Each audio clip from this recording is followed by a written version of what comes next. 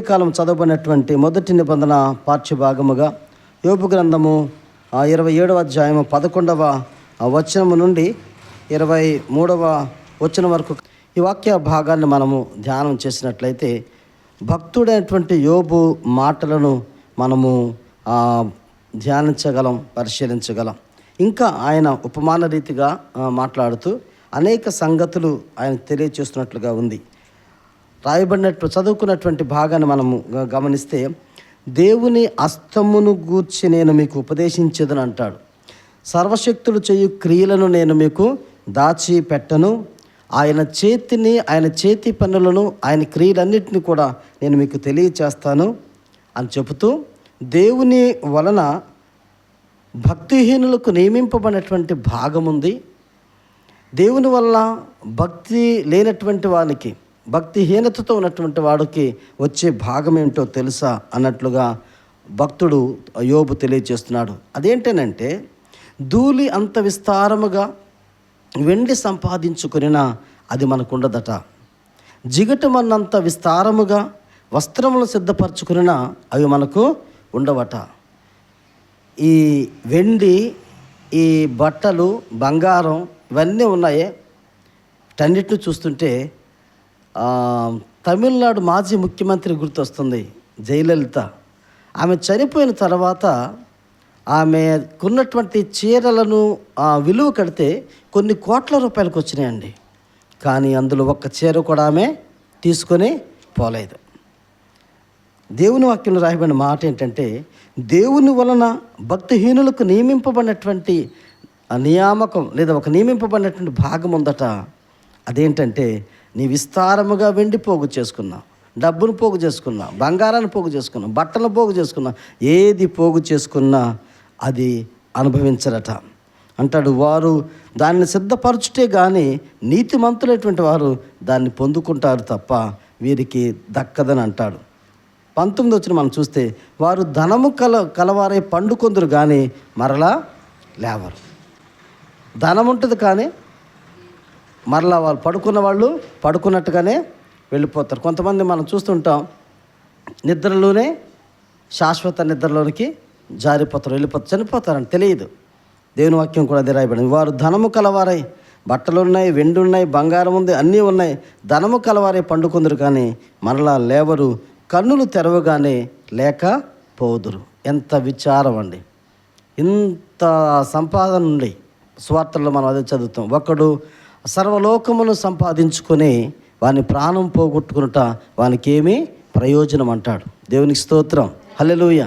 సర్వలోకాన్ని సంపాదించుకొని వాని ప్రాణం, దేవుడు లేకుండా, క్రీస్తు లేకుండా, జీవితంలో దేవుడు లేనిది జీవితం అనుభవించి పోగొట్టుకుంటే వానికి ఏమి ప్రయోజనం అని అంటాడు. ఇది మొదటి నిబంధన పాఠం యొక్క సారముగా మనం గమనించవచ్చు. ఇక చదువుకున్నటువంటి రెండవ నిబంధన పాఠ్యభాగాన్ని మనం పరిశీలన చేస్తే, ధ్యానం చేస్తే, పరిశుద్ధులైన మార్కు రాసిన సువార్త 11వ అధ్యాయము 19వ వచనం నుండి 26వ వచనం వరకు. ఆకులు తప్ప ఆకలిని తీర్చినటువంటి అంజూరపు చెట్టును ఆయన ఏం చేశాడు? శపించాడు. మరలా వారు ఆ బేతనియ నుండి తిరిగి వెళ్తున్నారట. తిరిగి వెళ్తున్నప్పుడు ఆ చెట్టును చూస్తే అది నిలువున ఎండిపోయి ఉందట. పేతురు అడుగుతున్నాడు, ప్రభువా, ఇదిగో నిన్న నీవు శపించినటువంటి చెట్టు ఎండిపోయిందయ్యా అని చెప్పేసి చెబుతున్నాడండి. యేసు ప్రభువు అంటున్నాడు, కొన్ని భక్తి విషయాలు, కొన్ని మంచి విషయాలు భక్తితో చేస్తే ఇలా జరుగుతుందర్రా అని చెప్పినటువంటి కొన్ని విషయాలు ప్రభువైన యేసుక్రీస్తు వారు ఇక్కడ మనం చెప్పడాన్ని మనం ఇక్కడ గమనించవచ్చు. విశ్వాసంతోనూ భక్తితోనూ ఏమంటాడనంటే, నీవు మనస్సులో సందేహింపక ఏదైతే అనుకుంటావో అది తప్పనిసరిగా జరుగుతుందని అంటాడు.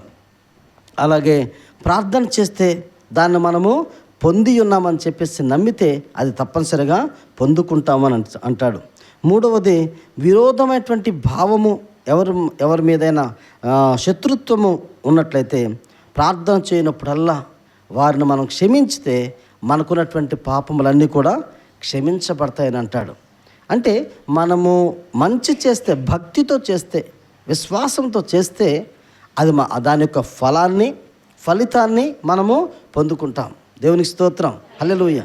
ఈ యొక్క శ్రమల కాలంలో కూడా, లెంటు కాలంలో కూడా ఉపవాసం అనేది భక్తితో చేసేదండి. భక్తితో చేసేదే తప్ప భుక్తితో భక్తి రాదు. భుక్తితో భక్తి రాదు. భక్తితో చేసేదే ఉపవాసం. ఈ యొక్క ఉపవాస కాలంలో మనం చేసే ఉపవాసంలో ఆ భక్తి అనేది, విశ్వాసం అనేది కొట్టొచ్చినట్లుగా కనిపించాలి. ఇది ఈ యొక్క రెండో పాఠం యొక్క సారాంశంగా మనం గమనించవచ్చు.